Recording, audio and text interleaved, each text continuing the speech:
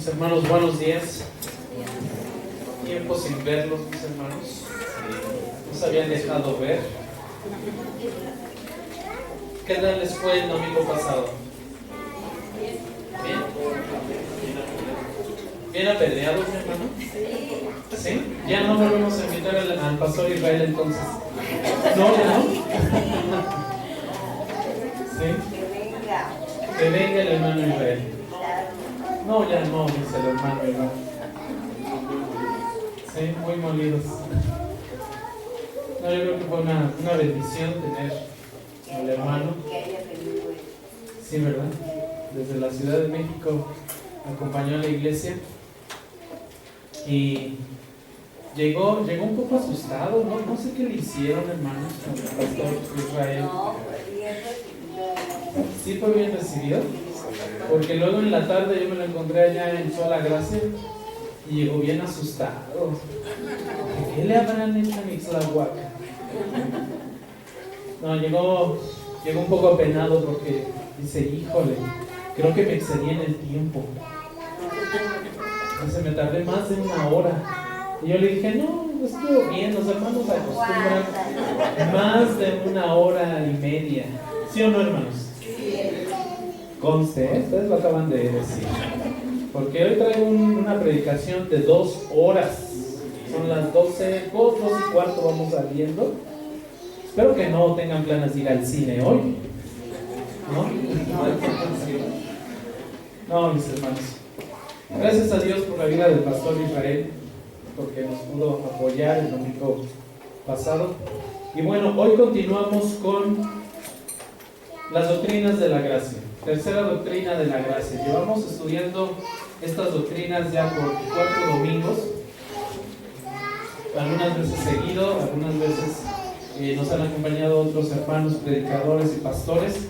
Pero hoy continuamos con la tercera doctrina de la gracia. Esta doctrina se llama la expiación limitada. No está apareciendo, ¿verdad? No, está en negro.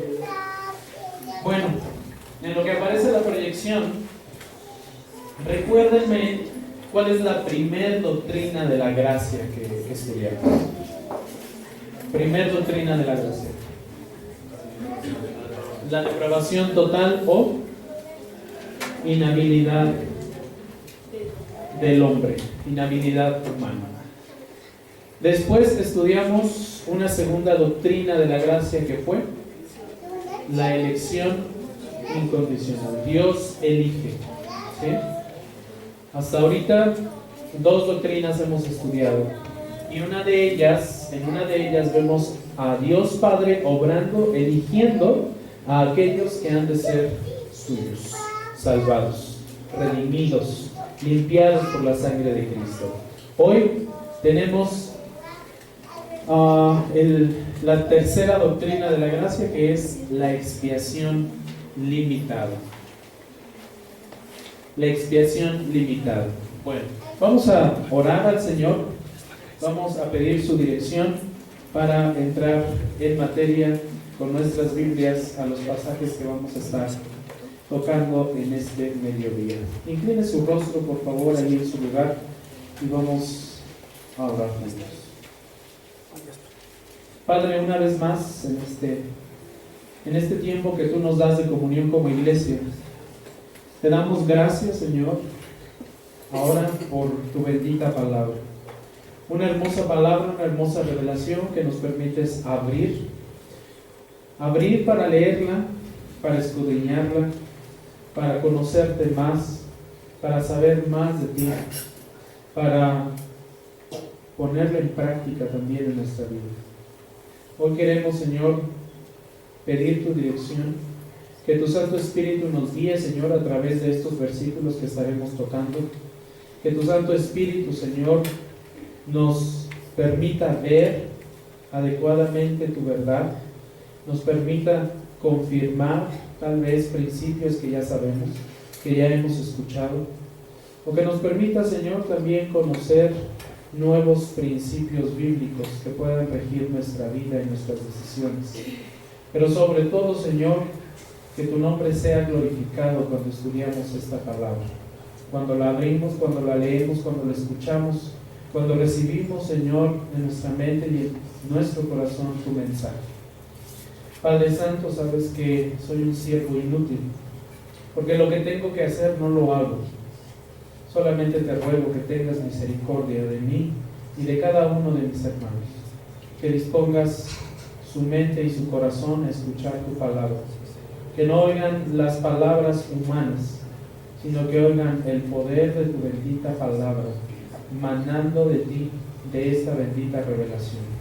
Ayúdanos a comprender esta doctrina, una doctrina que ciertamente ha causado mucha confusión en la historia, ha causado incluso divisiones, pero en tu bondad, en tu misericordia, en tu tiempo, Señor, y según tu propósito, ahora nos permites estudiar un poco de esta doctrina y saber, Señor, que Cristo vino a morir por tus elegidos.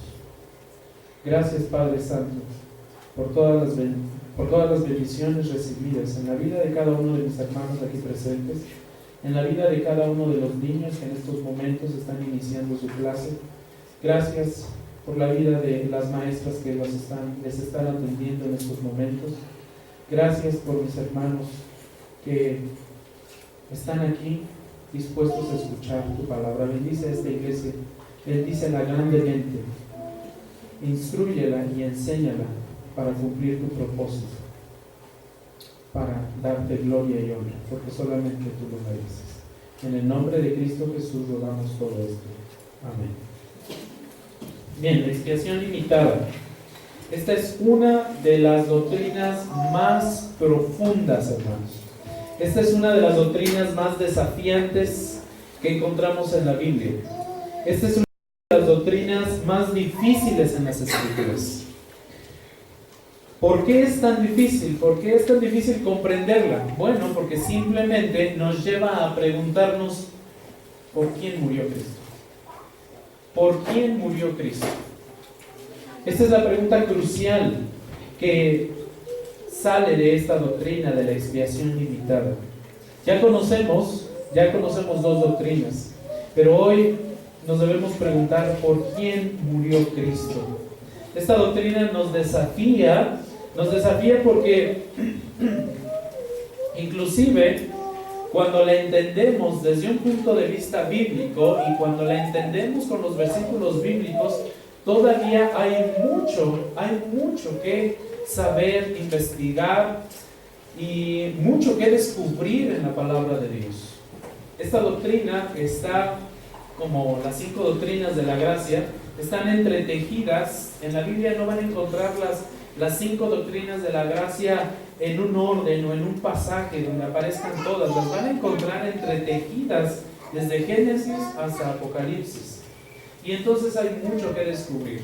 Toda sinfonía, este término musical creo que ayuda a comprender esto que voy a decir. Toda sinfonía doctrinal, es decir, toda doctrina importante de las Escrituras, termina muchas veces con un acorde no resuelto. Termina con conceptos no comprendidos muchas veces por cada uno de nosotros. ¿Por qué? Porque tenemos mentes finitas, porque tenemos mentes imperfectas, porque tenemos mentes inmaduras muchas veces, porque entender estas doctrinas es complejo. Pero vamos a tratar de comprender los elementos más básicos de esta doctrina. Ahora, al ir a nuestra Biblia, la Biblia nos dice lo siguiente en Lucas 19:10. Lucas 19:10 nos dice lo siguiente: porque el Hijo del Hombre ha venido a buscar y a salvar, ¿qué? Lo que se ha perdido. Ya lo tenemos acá, ¿verdad? Espero que lo alcancen a ver. Bueno, dice Lucas 19:10 en la Biblia de las Américas: porque el Hijo del Hombre, está hablando de Jesucristo, ha venido a buscar, ha venido a salvar lo que se había perdido. Él vino a buscar, Él vino a salvar a aquellos que estaban perdidos. Él vino a buscar, Él vino a salvar, Él vino con una misión de recuperación, con una misión específica de recuperación, de reconciliación. Él vino a rescatar a pecadores. Él vino a rescatar a pecadores que estaban muertos. ¿Sí? Muertos. La venida del Señor Jesús fue la revelación, hermanos, la revelación más preciosa de nuestro Dios. La venida de nuestro Señor Jesús, la encarnación de nuestro Señor Jesús en esta tierra, fue la revelación más perfecta, jamás presentada, jamás dada por el Dios eterno. El hecho de que nuestro Señor Jesucristo estuviera en esta tierra, lo deberíamos de considerar lo más hermoso que nos pudo haber pasado como humanidad. Porque tuvimos a Dios entre nosotros. Porque estuvo aquí caminando con nosotros. Porque vivió y sufrió lo mismo que nosotros, pero sin pecado. Sin pecado. Dios nunca se manifestó de manera tan clara como lo hizo en Jesús. La naturaleza de Dios, el carácter de Dios, la esencia misma de Dios, el propósito de Dios, la voluntad de Dios, todo eso se manifestó en la persona de nuestro Cristo, en la persona de nuestro Señor Jesucristo. Al ver esto, entonces, podemos concluir también que Dios por naturaleza es salvador. Es parte de su naturaleza, salvar a la humanidad. Para eso vino a esta tierra, para eso vino a morir a esta tierra. Pero para que Dios salvara a los pecadores, tuvo que haber un sacrificio que pagara por nuestros pecados. A ese sacrificio que paga por nuestros pecados le llamamos expiación. Eso es la expiación.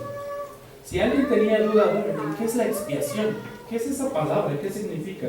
Bueno, la expiación literalmente es sufrir un castigo por haber cometido una falta o un delito. Sufrir un castigo por haber cometido una falta o un delito. En otras palabras, la expiación es la obra que Cristo hizo en su vida y muerte para ganar nuestra salvación. Esa es la expiación. La obra que Cristo hizo en su vida y en su muerte para ganar nuestra salvación.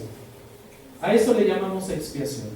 A ese sacrificio, a ese sufrimiento, a ese castigo que nuestro Señor Jesucristo experimentó en la cruz, para que usted y yo hoy nos podamos llamar salvos. Esa es la expiación. Jesús, quien es Dios, vino al mundo tomando una forma humana, se despojó de sí mismo para ofrecerse a sí mismo como un sacrificio santo y agradable delante del Padre. Adoptó la forma humana para ofrecerse como un sacrificio, como un acto inmerecido para cada uno de nosotros. En la cruz Jesús murió bajo la ira de Dios. Toda la ira de Dios fue derramada sobre Él en la cruz. Murió para cumplir un plan determinado por Dios desde antes de la fundación del mundo, desde antes de que todo comenzara. Ya Dios había planeado que Jesús subiera a esa cruz y muriera por cada uno de nosotros. Esa fue la razón por la que vino a esta tierra. Esa fue la razón por la que vino a esta tierra, para ofrecer ese sacrificio, para ofrecerse a sí mismo como un sacrificio agradable y poder comprar así a su novia. La compró con precio de sangre. Derramó su sangre por su novia. Ahora, vaya por un momento a Isaías 53, por favor. Lo acabamos de leer en la lectura previa, pero quisiera retomar algunos versículos, específicamente en el versículo 4, del 4 al 6. Y también del 10 al 11. Isaías 53, del 4 al 6, nos dice: ciertamente, Él llevó nuestras enfermedades y cargó con nuestros dolores. Con todo, nosotros le tuvimos por azotado, por herido de Dios y afligido, mas Él fue herido por nuestras transgresiones, molido por nuestras iniquidades. ¿Notan eso? Él fue herido, ¿por qué? Por nuestras transgresiones. Tomó nuestro lugar. Sufrió lo que usted y yo deberíamos de haber sufrido. Tomó nuestro lugar. Fue molido por nuestras iniquidades. El castigo por nuestra paz cayó sobre Él. Ahora nosotros disfrutamos de una paz con Dios, ¿cierto? Pero es una paz que nosotros no ganamos. Es una paz que Cristo ganó en la cruz, a través de su sacrificio. Y por sus heridas, dice el texto, hemos sido sanados. Todos nosotros nos descarriamos como ovejas. Nos apartamos cada cual por su camino. Pero el Señor hizo que cayera sobre Él la iniquidad de todos nosotros. Ahora, note que en este pasaje, en estos versículos 4, 5 y 6, hay palabras clave que se repiten. Estos 3 versículos mencionan nuestras, nuestros, nuestra y nosotros, ¿cierto? Esto nos indica entonces que nos tenemos que preguntar, ¿quiénes son estos? ¿Quiénes son estos nuestras, nuestros, nuestra, nosotros? ¿Quiénes son? Los pecados de quiénes llevó. Las transgresiones de quiénes. Por las iniquidades de quiénes fue Él molido. Por la santidad de quiénes fue Él azotado. La iniquidad de quién fue colocada. La iniquidad de quién fue colocada sobre Él. ¿De quién? Bueno, Isaías 53, continuamos ahí en el texto. Isaías 53, verso 10 nos dice: pero quiso el Señor quebrantarle, sometiéndole a padecimiento. Cuando Él se entregue a sí mismo como ofrenda de expiación, verá su descendencia, prolongará sus días, y la voluntad del Señor en su mano prosperará. ¿Quiénes son los nuestros? Los nosotros, los nuestra. ¿Quiénes son? El verso 10 nos da la respuesta. Su descendencia. Su descendencia.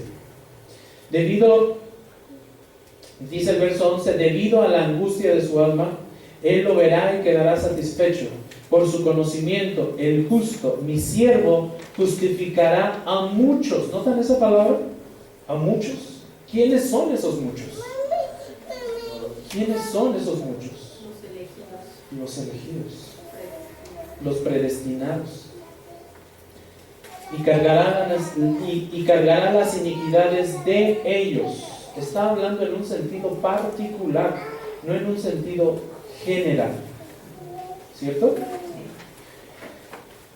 Él está siendo aplastado, Él está siendo entristecido, Él está siendo entregado, Él está siendo sacrificado como una ofrenda por la culpa, pero una culpa que no le corresponde a Él, una culpa mía, una culpa de usted, una culpa que requiere un castigo, sí, un castigo que debe ser o debía ser derramado sobre cada uno de nosotros. Sin embargo, Él tomó nuestro lugar.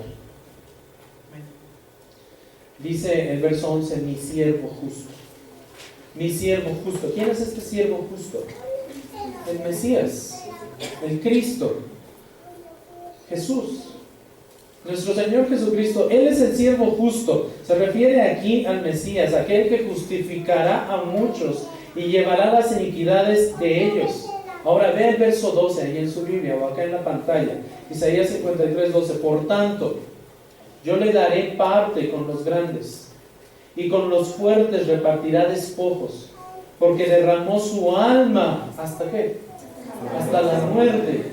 Y con los transgresores fue contado. ¿Recuerdan que fue crucificado con 2 más? 2 que realmente eran transgresores. Nuestro Señor Jesucristo no. Sin embargo, fue crucificado con los transgresores. Fue contado con ellos. Dice el verso, llevando él el pecado de muchos. Otra vez aparece la palabra muchos. E intercediendo por los transgresores. Tomando el lugar delante del Padre por los transgresores. La pregunta es, ¿quiénes son los muchos? ¿Quiénes son los nuestros? ¿Quiénes son los nuestros? Definitivamente, y según el verso que acabamos de leer, debe ser su simiente. Debe ser su descendencia. Pero ¿quién es su simiente? ¿Quién es su descendencia? Deben ser aquellos que son la simiente que nace de ese sacrificio. Porque eso fue lo que agradó a Dios. Porque esa fue la voluntad de Dios. Que de ese sacrificio pudiera salir una simiente santa. Una nación santa. Llena de sacerdotes. Dispuestos a servir a Dios. Vaya a la primera carta a Timoteo, por favor. Primera carta a Timoteo en el capítulo 1, versículo 15. Palabra fiel, dice Timoteo, palabra fiel y digna de ser recibida por todos.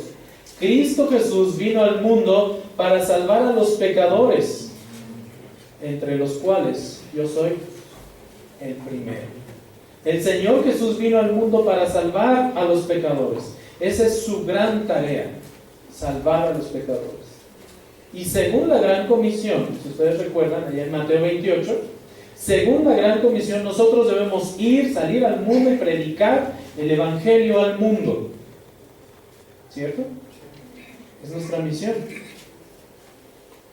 Debemos predicar el Evangelio a toda criatura que se nos cruce por el frente. Debemos salir y hacer discípulos a todas las naciones. Somos embajadores de Cristo. Somos siervos de Cristo. Y debemos estar dispuestos a compartir la verdad del Evangelio. Hechos, en el capítulo 1, versículo 8, dice lo siguiente: pero recibiréis poder cuando el Espíritu Santo venga sobre vosotros, y me seréis, ¿qué? Testigos, no solamente en Jerusalén, en tu área, no solamente en Jerusalén, sino en toda Judea y Samaria. El campo se va extendiendo, el área se va extendiendo, y hasta los confines de la tierra. Es la tarea de la iglesia, es una de las tareas de la iglesia, ir y compartir el Evangelio. Es la misión. Esa es la razón por la que la iglesia está aquí en la tierra en estos momentos. Esa es la razón por qué en este periodo de gracia la iglesia está aquí, en medio del mundo. Muchas cosas haremos en el cielo, hermanos. Muchas cosas vamos a hacer en el cielo. Pero les aseguro que hay una que no vamos a hacer: evangelizar. No vamos a evangelizar allá. ¿A quién vamos a evangelizar?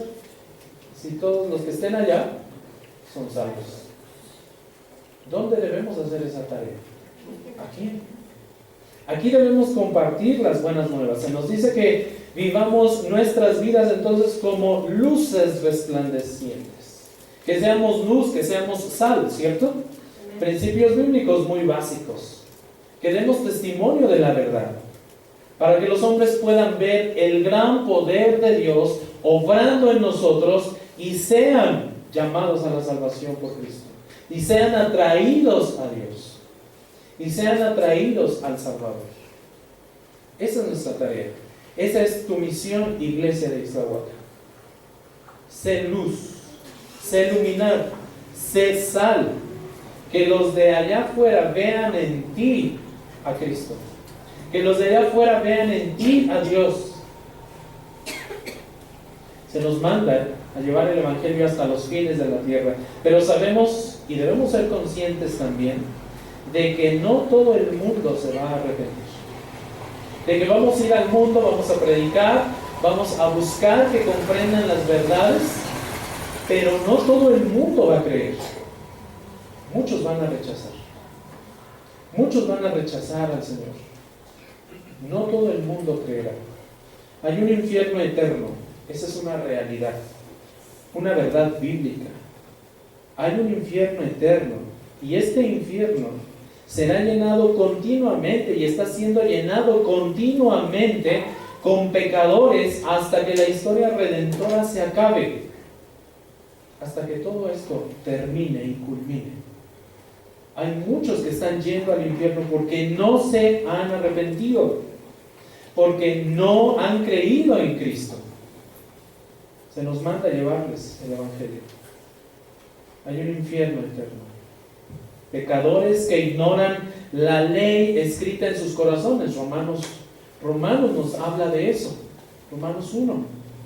Tienen la ley escrita en sus corazones. Saben que hay un Dios, pero no se han preocupado por buscarla. Son personas que rechazan la verdad aun cuando la oyen. Son personas que rechazan las escrituras aun cuando las leen, o aún rechazan el Evangelio cuando les es predicado. Estas personas están llenando el infierno.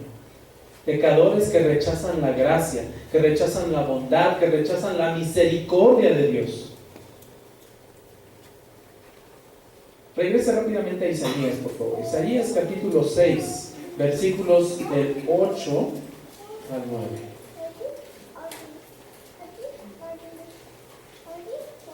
En este capítulo 6 de Isaías encontramos a este profeta mayor siendo llamado. Y el Señor pregunta: ¿a quién enviaré? Versículo 8, Isaías 6, versículo 8. ¿A quién enviaré? ¿Y a quién irá? ¿Y quién irá por nosotros? Entonces respondió Isaías. ¿Qué respondió? Heme aquí, envíame a mí. Y él le dijo: ve y di a este pueblo: escuchad bien, pero no entendáis. Mirad bien, pero no comprendáis. ¿Notan lo que dice el Señor? Escucha, pero no entiendas. Mira, pero no comprendas. ¿De qué está hablando aquí el Señor? ¿A qué se está refiriendo el Señor? A muchos que van a escuchar. A muchos que van a escuchar, pero no van a entender. A muchos que van a ver, pero no van a comprender, porque tienen un corazón de piedra, porque no anhelan a Dios. Van a ser insensibles, van a ser sordos de oído, van a ser ciegos de vista. Son personas que no van a comprender el Evangelio, no van a entender la verdad de la salvación de Dios, no van a regresar a Dios, no van a convertirse, no se van a arrepentir, no van a ser sanados, van a ser condenados. Cuando comprendemos esta verdad ya anunciada, a Isaías se le estaba pidiendo ir y predicar, pero al mismo tiempo el Señor le dijo: ¿sabes qué, Isaías? Tienes que ser consciente de algo. Sí, ve y predica, pero va a haber quien no te vaya a escuchar. Va a haber quien no va a creer. Te vas a encontrar con aquellos que te van a rechazar. Predicar pareciera entonces no ser fructífero, ¿no? Así como que, bueno, y entonces, ¿para qué voy? ¿No? Pero vean, ahí mismo en Isaías 6:13, vean lo que dice la palabra de Dios. Pero aún quedará una 10ª parte de ella. Está hablando de la tierra. Pero aún quedará una 10ª parte en ella. Versículo 12, ustedes tienen un poco más de contexto.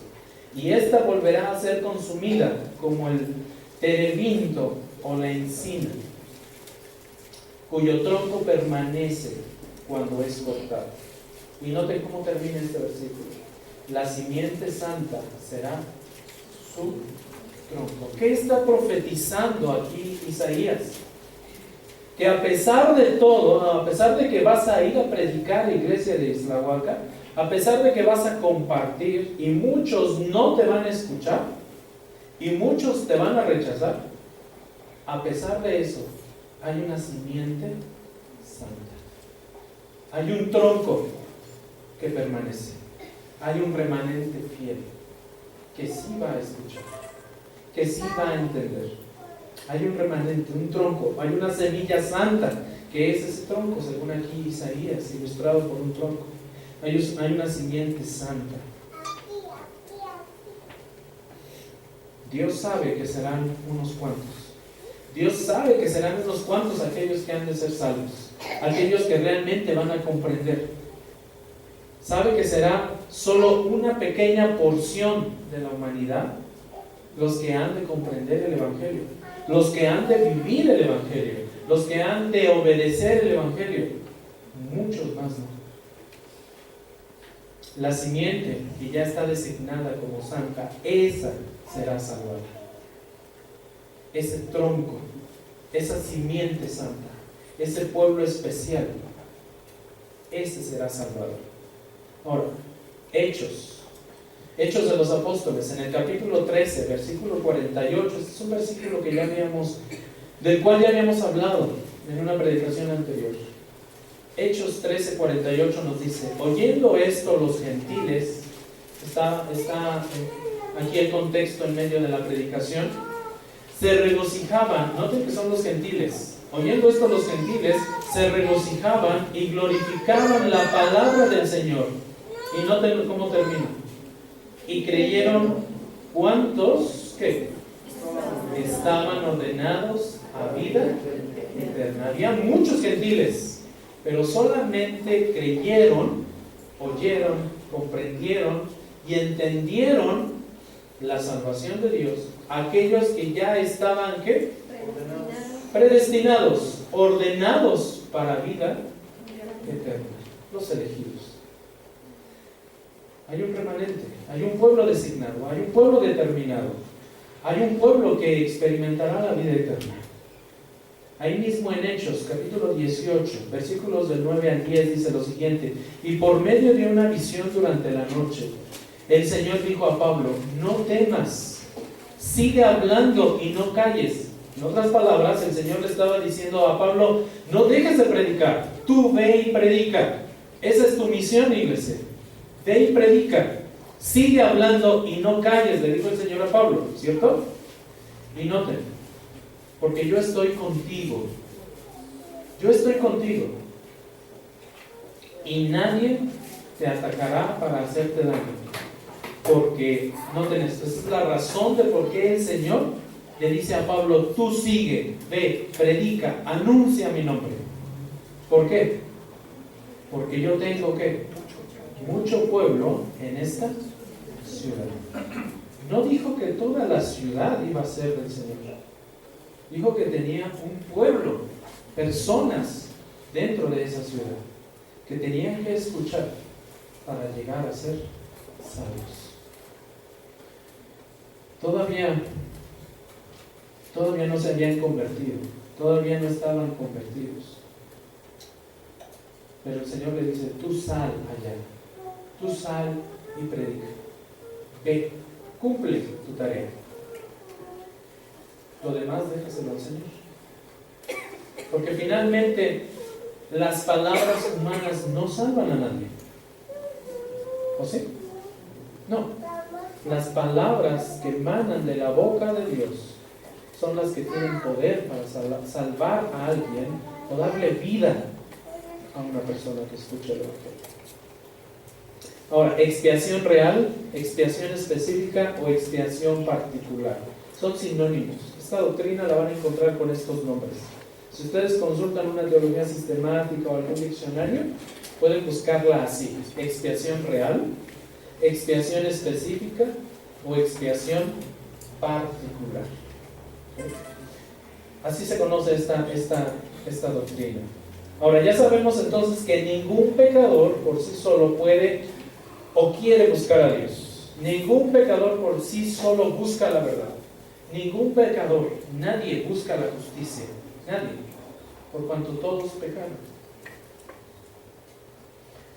Pero vendrán a la reconciliación solamente algunos.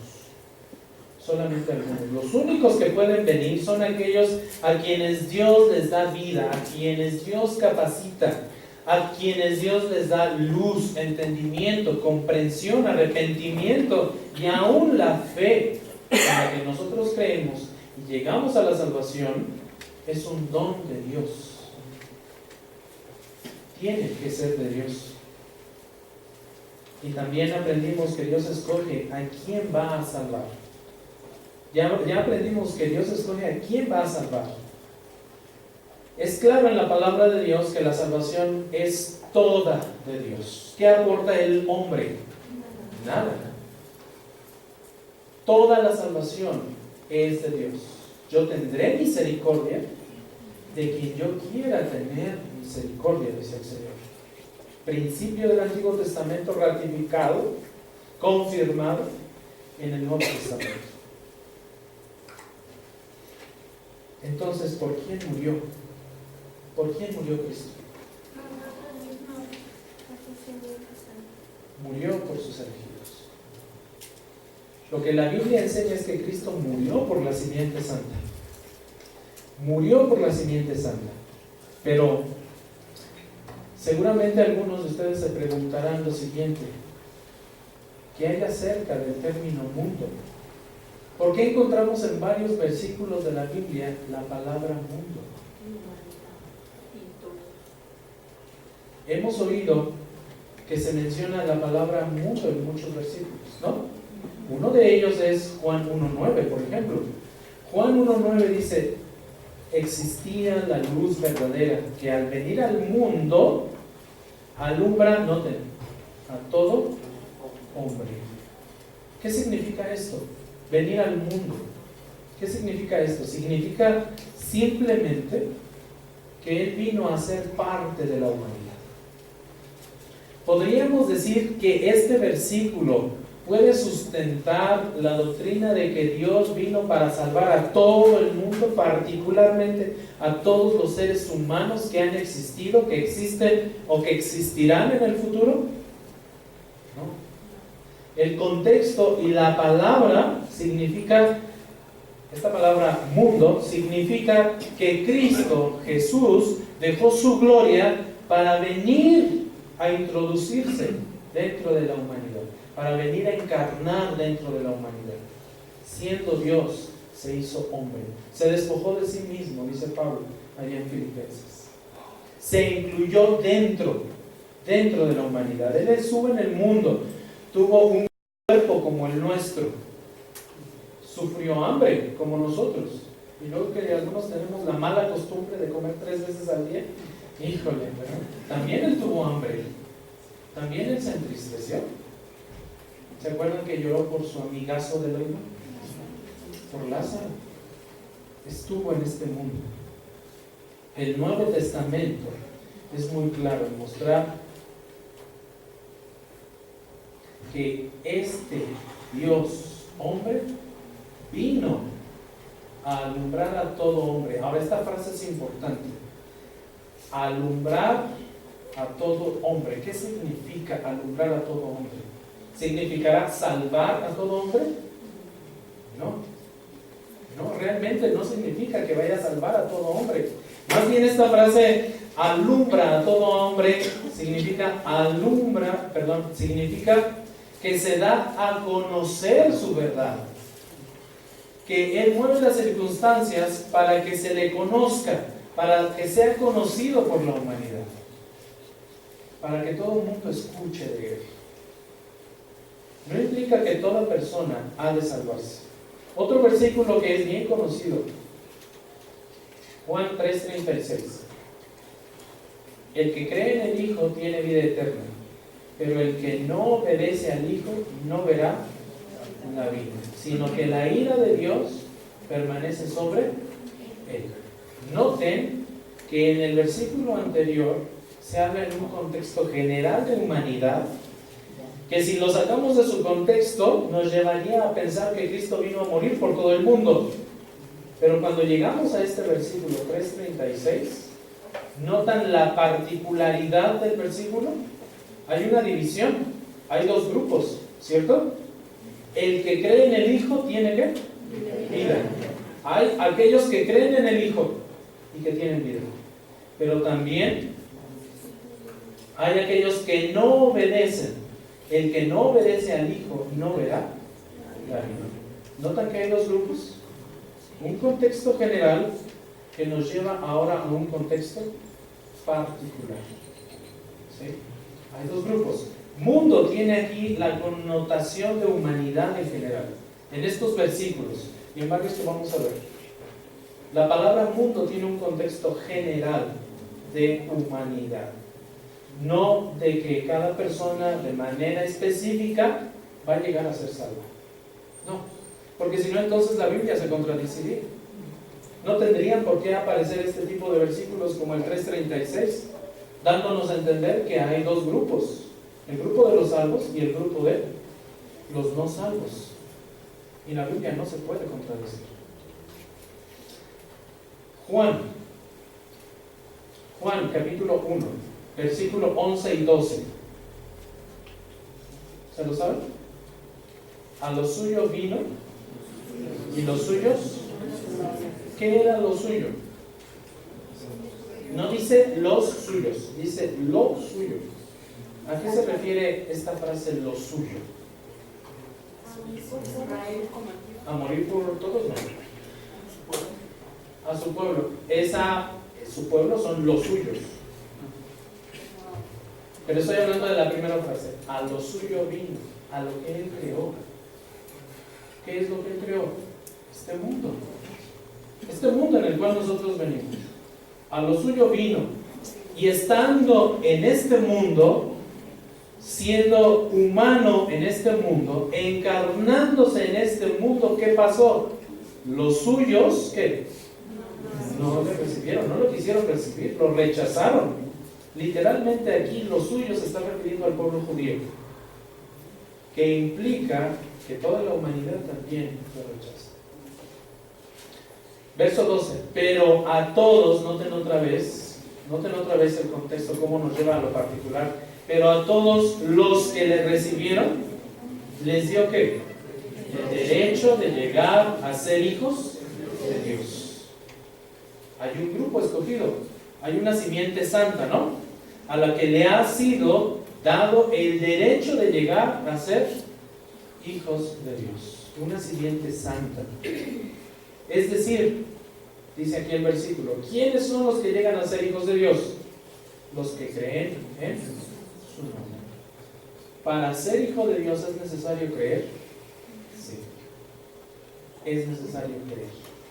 Nadie puede llegar a ser hijo de Dios sin antes creer. Entonces, quitar el pecado del mundo está limitado a aquellos que creen en Él solamente. ¿Sí? Esta frase que quita el pecado del mundo realmente se está refiriendo a aquel grupo selecto, elegido, predestinado para vida eterna, determinado para vida eterna. Los únicos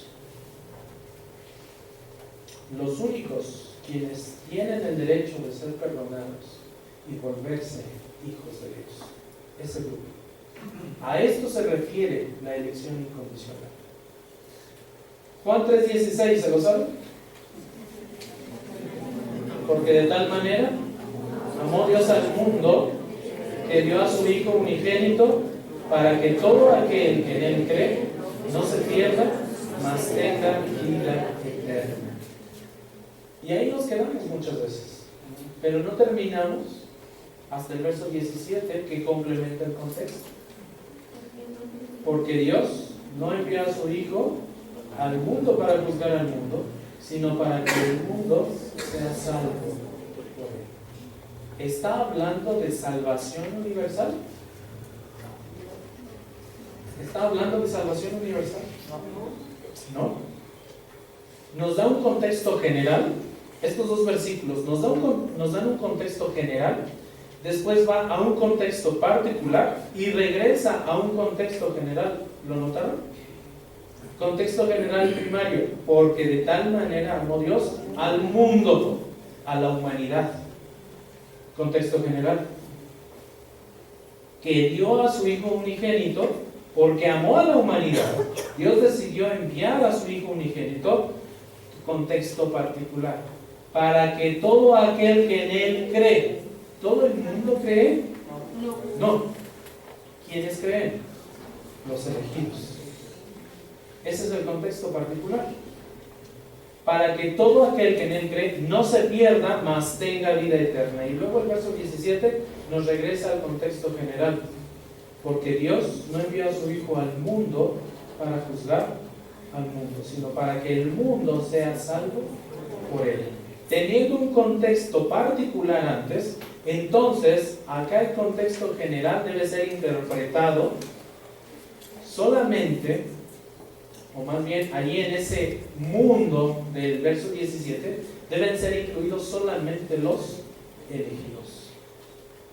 Solamente eso, solamente esa nación santa, esa simiente santa, ese pueblo santo que es capaz de creer. De esa forma, Dios reconcilió consigo al mundo. ¿Qué significa el mundo entonces? Humanidad. La humanidad. La raza humana. Él amó a la humanidad. Él amó a todos en un sentido muy general. Pero en un sentido particular, derramó su gracia específica solamente sobre algunos. Toda la humanidad, hermanos, disfruta de la gracia general o la gracia común. ¿A qué llamamos la gracia común? A que saliendo ahorita usted del servicio va a disfrutar de ese sol que está bien rico y que aquí lo estamos congelando, ¿verdad? Bueno, no hace tanto frío, pero ese sol que usted disfruta o la lluvia que todos disfrutamos es la gracia común que toda la humanidad disfruta. Pero hay una gracia específica que solamente disfrutan los salvos. Solamente los salvos. Es por eso que cuando usted está cerca de los salvos, es por eso que cuando usted convive y tiene comunión con los salvos, usted es bendecido. Porque Dios bendice por medio de los suyos. De los suyos. Su amor salvador para el mundo es limitado solamente a algunos. Juan 6:33, ahí en sus Biblias. Juan 6:33 nos dice: porque el pan de Dios es el que baja del cielo y da vida ¿a qué? Al mundo. Si sacamos este contexto, si sacamos este versículo de su contexto, podríamos caer en el error de pensar que entonces Dios vino o envió a su Hijo para salvar a todo el mundo, ¿cierto? Léalo. El pan de Dios es el que baja del cielo y da vida al mundo. Aparentemente está hablando de todo el mundo, toda la humanidad. Ahora, vaya un poco más adelante, 2 versículos adelante. Juan 6:35. Ayúdame a leerlo. ¿Qué dice? Jesús les dijo: yo soy el pan de la vida, el que cree en mí no tendrá hambre, el que cree en mí no tendrá sed. A ver, ahora como si yo hubieran despertado, hermanos. Una vez más. 1, 2, 3. Jesús les dijo: yo soy el pan de la vida, el que cree en mí no tendrá hambre, el que cree en mí no tendrá sed. ¿Nota que volvemos al contexto particular? Jesús les dijo: yo soy el pan de la vida. Arriba me está hablando de qué es el pan que baja del cielo y da vida al mundo. Y Jesús dice: yo soy ese pan que baja del cielo y que da vida al mundo. Pero ¿quiénes dentro de ese mundo realmente reciben ese pan de vida? Noten: el que viene a mí no tendrá hambre, y el que cree en mí nunca tendrá sed. Esto implica que hay seres humanos que no van a recibir este pan, que hay seres humanos que van a seguir teniendo sed, hambre, sed. Juan capítulo 12, versículo 47 y 48.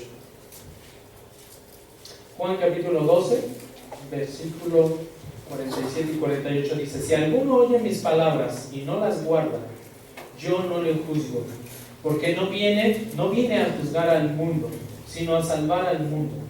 El que me rechaza y no recibe mis palabras, tiene quien lo juzgue. La palabra que he hablado, esa lo juzgará en el día final. ¿Notan los dos contextos? Verso 17. Si alguno oye mis palabras y no las guarda, yo no les juzgo. Yo no lo juzgo, porque no vine a juzgar al mundo, sino a salvar al mundo. Contexto general, ¿no? Sentido general del mundo. Pero en el 28 dice, el que me rechaza. En el 48 dice, el que me rechaza y no recibe mis palabras. Otra vez la división de grupos. En el 47, si alguno oye mis palabras y no las guarda. 48, el que me rechaza y no recibe mis palabras. Implica que hay quienes sí van a creer, quienes sí van a recibir su palabra. No significa que Él va a salvar a todo ser humano que vive en esta tierra. No significa eso. Eso se llama universalismo. Teológicamente, esa es la doctrina del universalismo. Que eso se da en algunas iglesias, ¿eh? El universalismo, donde dicen, no, sí, Cristo vino a salvar a todo el mundo. Todos los caminos llevan a Dios. ¿Han escuchado esa frase? Todos los caminos llevan a Dios. Mira, no importa que te reúnas con los mormones, no importa que vayas con otro tipo de sectas, todos esos caminos te van a llevar a Dios. ¿Es verdad? No, de acuerdo a lo que hemos estado estudiando ahorita, no es verdad. Yo soy el camino. Yo soy el camino. ¿Yo soy qué? La verdad. Y yo soy la vida. Y es un único camino. No son varios caminos. Si no hubiera dicho, yo soy uno de tantos caminos que tú tienes, yo soy una de tantas verdades que tú tienes, yo soy una de tantas vidas que tú tienes para vivir. ¿Dice eso la palabra? No. Él es el camino, el único camino. Juan 17:6, allá adelantito, dice lo siguiente: he manifestado tu nombre a los hombres que del mundo me diste. Está hablando el Señor Jesús y le está diciendo al Padre, he dado a conocer tu nombre a los hombres que del mundo me diste. ¿Nota que Jesús se está refiriendo a un grupo de hombres? A cierto pueblo que Él ha escogido y que le ha anunciado su nombre. Dice, eran tuyos y me los diste y han guardado tu palabra, han obedecido tu palabra, han aceptado el evangelio. Juan 17:9, ahí mismo, adelantito, dice, yo ruego por ellos. Otra vez, el Señor Jesús está siendo selectivo. Yo ruego por ellos. No ruego por el mundo, ¿notan eso? No ruego por el mundo, sino por los que me has dado, porque son tuyos. Jesús no está intercediendo por el mundo, está intercediendo por los hombres que Dios le dio a Él. ¿Sí? Por aquellos hombres que Dios le dio del mundo a un grupo selecto. Por eso se está intercediendo nuestro Señor Jesús. Pastor, perdón. Y cuando le pedimos a Dios en oración que por esas personas, ¿qué pasa con esa oración? El Señor escucha la oración. El Señor atiende la oración. Pero finalmente Él tiene misericordia de quien Él quiera tener misericordia. Nos corresponde orar. Ya que llegó a las preguntas, perdón. Hay una alabanza de una mujer llamada Nancy Amancio. Y hay lo que canta ella es algo como Satanás me arrebató a mi familia, Satanás me arrebató mis cosas. Y la letra más o menos dice, si yo te arrebato a mi familia, yo te arrebato las bendiciones que me has dado. Y parte de la doctrina que en alguna ocasión hemos tenido decía que si tú reclamabas a tus hijos en oración y le pedías, es más, en una doctrina de atar demonios, si tú atabas a Satanás, Satanás te regresaba a tus hijos. ¿Nos puede decir algo? No es posible eso. Nosotros no tenemos forma de manipular a Dios. No tenemos forma de atar a Satanás. Satanás fue y es un ángel caído. Fue uno de los ángeles más poderosos que estuvieron delante de Dios. Y él tiene poder Él tiene poder para engañar, Él tiene poder para hacer milagros. ¿Nosotros qué poder podríamos tener sobre Satanás? Como para decirle, te ato en el nombre de Cristo. ¿Tenemos ese poder? No. Cuidado, decretar cosas tampoco. No. Dios es un Dios soberano que no cumple caprichos. Por supuesto que no. Dios es soberano y controla todo lo que Él ha creado según su propósito, según su voluntad, según Él cumple todo lo que Él ha determinado desde antes de la fundación del mundo. ¿Sí? No podemos creer eso. No tenemos poder. Una pregunta también. Por ejemplo, en mi trabajo hay muchas personas que no son cristianos, son muy idólatras y unos creen en la muerte, otros adoran la muerte, festejan el Día de Muertos. Y ellos creen que la muerte es alguien como un ente o alguien específico que viene por ti. Entonces la pregunta es, yo leí en la Biblia que decía que Dios da la vida y Dios la quita. Entonces, Dios es lo mismo, Él es la muerte, Él es la vida. No. La muerte es una consecuencia del pecado del hombre. Porque cuando en el Edén le dijo a Adán, no comas de este fruto, porque de cierto vas a morir. La consecuencia era la muerte. Y la prueba está en nosotros mismos. Envejecemos. Hasta antes de que el Señor viene o venga, si no viene antes de que nosotros durmamos, nosotros vamos a ser sepultados, vamos a morir. ¿Sí? Eso es consecuencia del pecado. ¿Sí? Ahora, no es un ente. ¿Sí? No, para nada. Es una consecuencia del pecado. Una separación. La muerte es una separación de Dios. Por eso hablamos de una muerte eterna, ¿no? Nosotros experimentamos 3 tipos de muerte. Una muerte espiritual.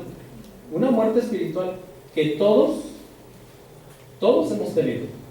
¿Desde cuándo? Desde la caída de Adán. De Adán y Eva. Es una muerte espiritual. Todos estamos muertos en nuestros delitos, ¿sí? Pecados, consecuencia de nuestro pecado. Experimentamos una muerte física, porque nos meten en la cajita de madera y vamos al hoyo, ¿no? Como humanidad. Los que no han recibido, los que no han creído en Cristo, experimentarán una tercera muerte, que es una muerte eterna, que es una separación eterna de Dios. Los que han creído en el Evangelio no experimentarán la tercera muerte, porque tienen una herencia.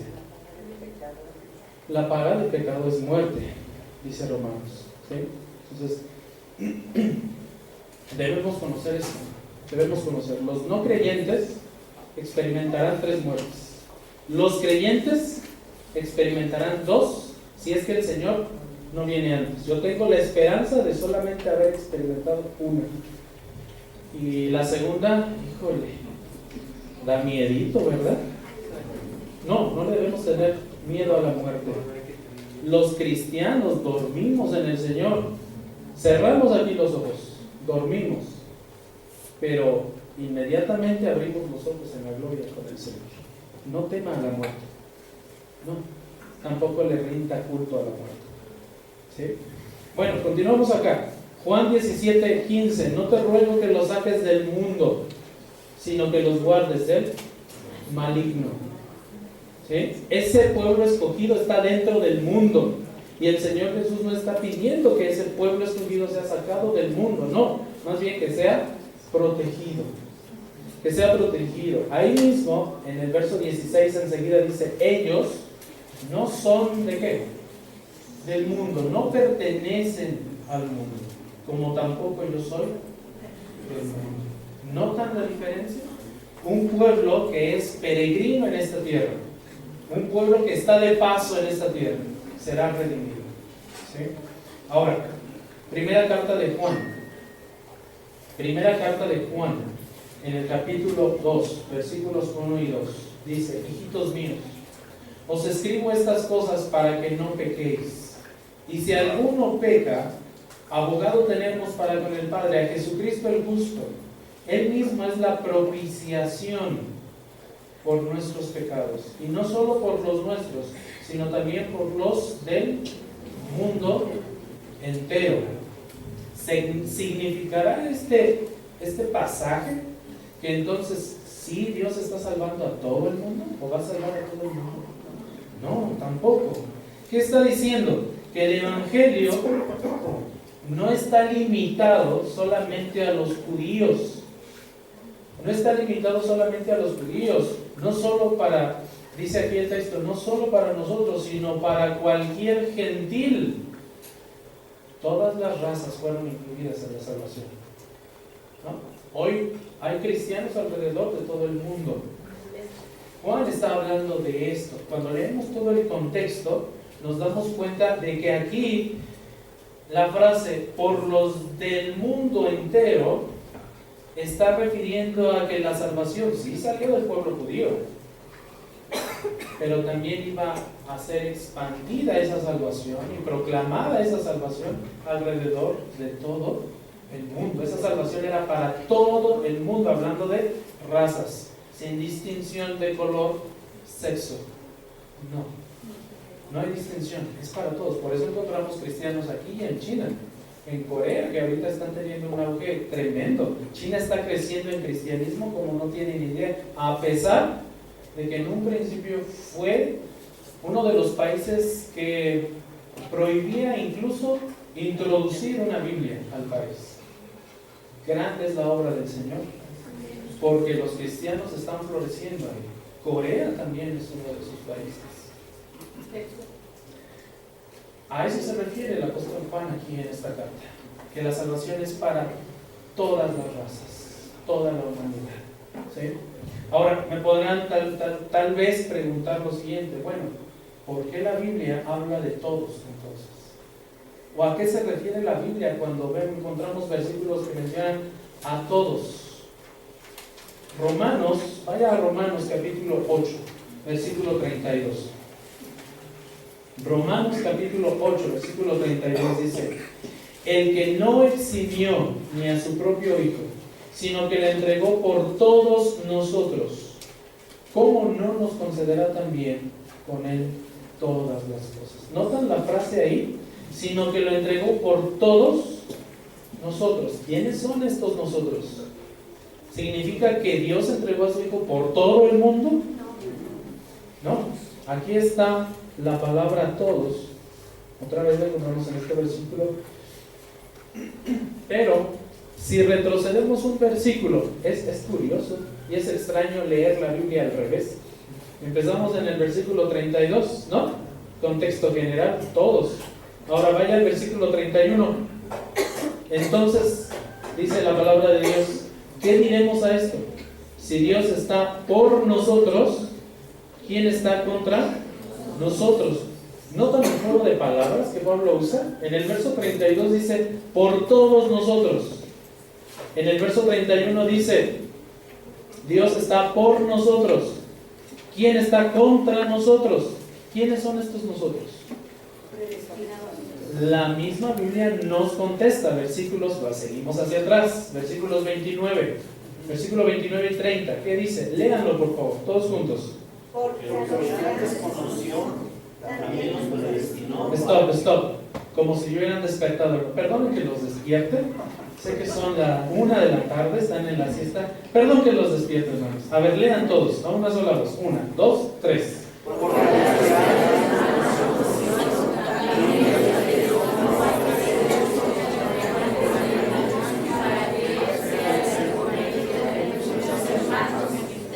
Y a los que predestinó, a estos también llamó, y a los que llamó, a estos también justificó, y a los que justificó, a estos también glorificó.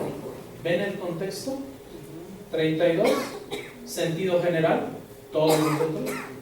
31, sentido general, pero en el 29 y 30, un sentido particular para los elegidos, ¿sí? Para los predestinados, ¿sí? Ahora, escucha esto, Mateo 20, 28.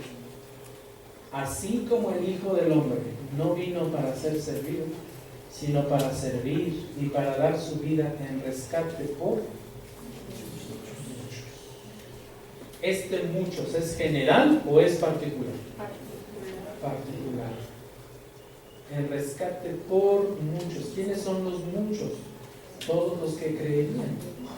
Mateo, ahí en el 1, 20, 21 nos dice: pero mientras pensaba en esto, he aquí que se le apareció en sueños un ángel del Señor diciendo: José, hijo de David. Esto está en el contexto del nacimiento, ¿sí? Del nacimiento del Señor Jesucristo. No temas recibir a María, tu mujer, porque lo que se ha engendrado en ella es del Espíritu Santo.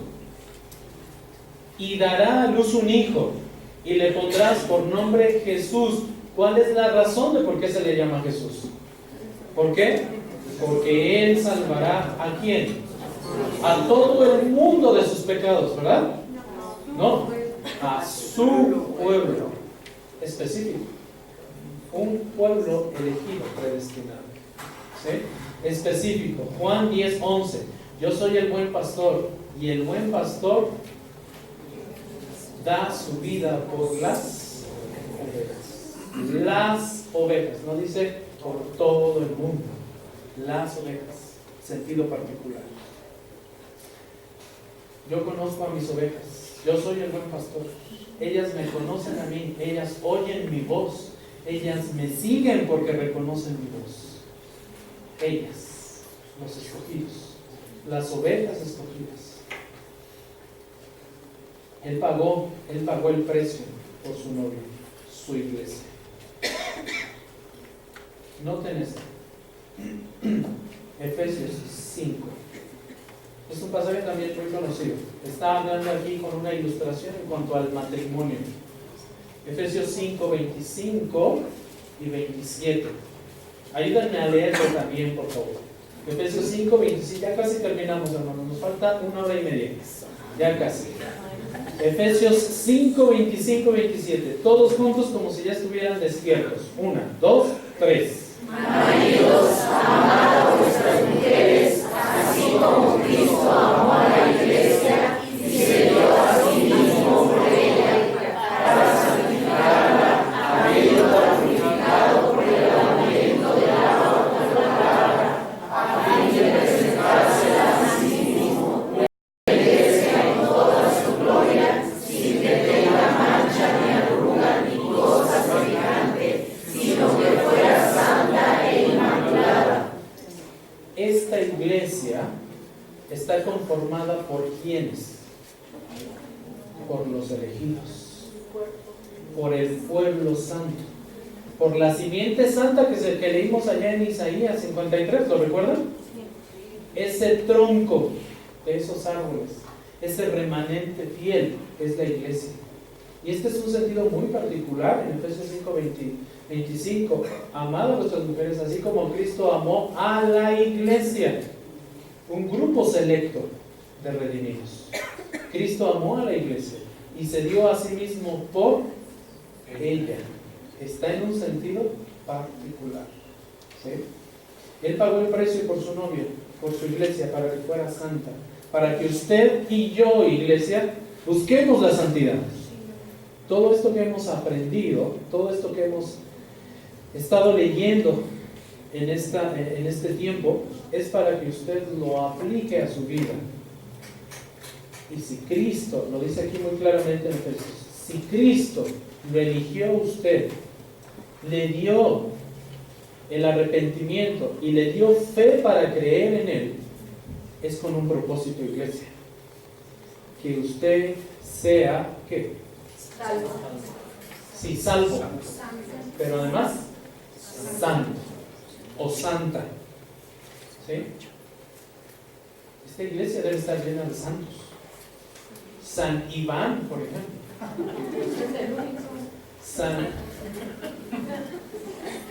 Santa Leticia, por ejemplo. Es la única. Diga apellidos. San Alberto. San Óscar. Ay, hasta despertó, hermano. Dijo, ¿yo? ¿Quién? Esta iglesia cristiana Ixtlahuaca fue salvada, fue elegida con un propósito. Con el propósito de que cada uno de nosotros sea santo. Y busque la santidad y busque la pureza a través de la palabra. Purifícame en tu verdad. Tu palabra es verdad. Hermanos, entre más expuestos estemos a la palabra, más santos, más limpios van a ser. Vamos a ser. A ustedes de nada les serviría, créanme, de nada les serviría que yo viniera aquí con un discurso motivador. ¿De qué les va a servir eso? No, para ilusionarnos nada más. Exactamente, para darles falsas esperanzas. Lo que usted necesita para ser santo es palabra de Dios. Entre más la estudiemos, entre más estemos escudriñándola, entre más estemos expuestos a ella, más santos seremos con Dios. Más anhelaremos cantar, orar, no solamente con el Espíritu, sino también, como dice Pablo en su primera carta a los Corintios, sino también con el entendimiento. Lo importante no es lo externo, hermanos. Lo importante es lo interno. Termino con este versículo en Tito 2, 13 y 14. Dice: aguardando la esperanza bienaventurada y la manifestación de la gloria de nuestro gran Dios y Salvador Cristo Jesús, quien se dio a sí mismo por nosotros. ¿Quiénes somos los nosotros? Los elegidos, para redimirnos de toda iniquidad y purificar para sí, noten, y purificar, se dio a sí mismo para redimir a los elegidos y purificar para sí un pueblo para posesión suya. ¿Celoso de qué? Un pueblo redimido, santo, puro, anhela hacer buenas obras. Si usted es hijo de Dios, una de las pruebas de que es hijo de Dios es esta: que anhele hacer el bien, que anhele hacer buenas obras, porque para eso fue elegido, para eso fue salvado, para eso fue salvada la iglesia. Buenas obras que fueron preparadas de antemano para que anduviésemos en ellas. ¿Qué significa esto para usted entonces? ¿Qué significa la doctrina de la elección, la doctrina de la expiación limitada para usted? ¿Qué aplicación le puede dar usted personalmente en su vida a esta doctrina? Yo le puedo dar dos. Una razón. Regocíjese. Regocíjese en el Señor, alégrese en el Señor. Si usted ha confirmado en su corazón que es hijo de Dios, dele gracias y viva para Él, porque está disfrutando un privilegio que no todo el mundo disfruta. Está disfrutando de una bendición que no todo el mundo disfruta. Regocíjese en su Señor.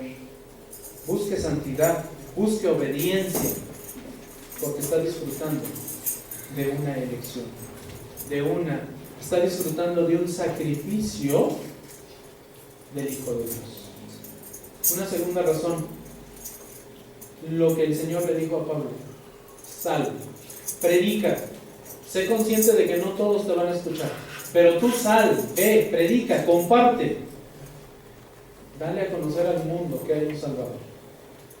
No es solamente labor del pastor de la iglesia, no es solamente labor de los servidores de la iglesia, es una misión, es una tarea dada a toda la iglesia. Compartan, vaya y predique, y deje que el Señor, usted haga lo posible, y deje que el Señor haga lo imposible, que para Él es posible, por supuesto.